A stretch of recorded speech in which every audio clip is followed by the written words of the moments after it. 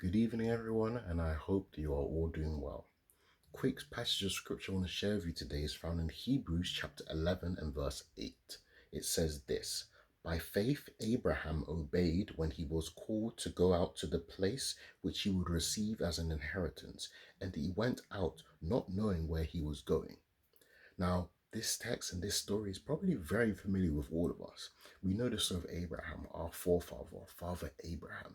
And, I can imagine being in his situation, essentially just going somewhere just because God has told him to do so, forsaking all that he has and saying, I will trust in God.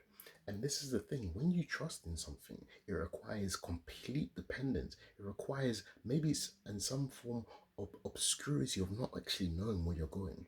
But what I love about this is our big father, our grandfather Abraham, literally just trusted in the process and said, God is going to guide me and God is going to allow me to prosper. And we all know the story. Abraham was a very, very prosperous individual. So if you want to trust God and if you want to prosper in his will, you have to be able to have complete faith in him. This faith that supersedes what anything else of what you've gone through. Because when you trust in God and when you allow him to be your dependence, there is nothing that you cannot do.